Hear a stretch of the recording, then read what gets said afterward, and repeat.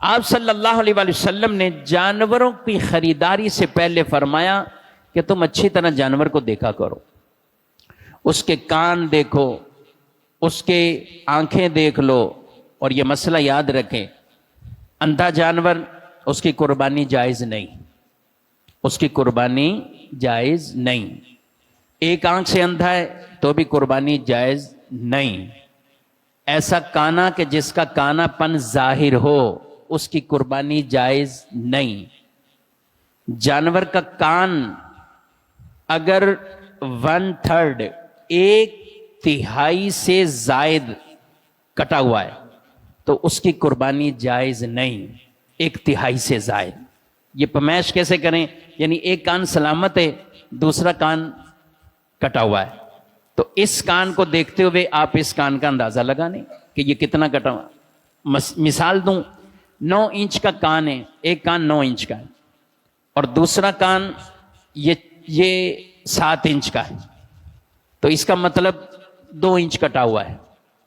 تو اس اعتبار سے ان دونوں کو ملائیں تو یہ کان 1/3 سے کم کٹا ہوا ہے، تو 1/3 یا اس سے کم کٹائیں قربانی ہو جائے گی، لیکن 1/3 سے زائد کٹائیں تو اس کی قربانی نہیں ہوگی۔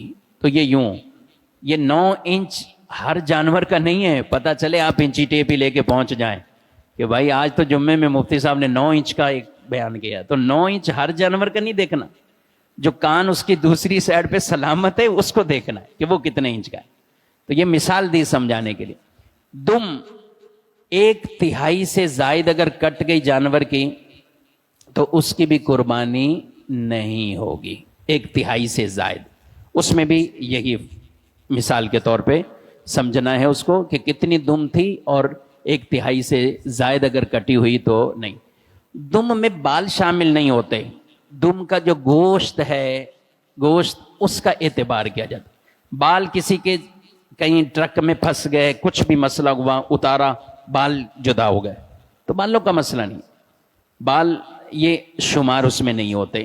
دم یعنی جو گوشت ہے اس کو دیکھا جاتا ہے، اور یہ مسئلہ ہمیں دیکھنا چاہیے۔ بعض اوقات آدمی جانور کو بظاہر موٹا تازہ دیکھ کے فیصلہ کرتے ہیں، لیکن گھر لے کر آتے ہیں تو پتہ چلا کہ بچے نے دم پکڑی ہے، ایک نے رسی پکڑی ہوئی ہے، جانور آگے ہے، دم اس کے ہاتھ میں ہے۔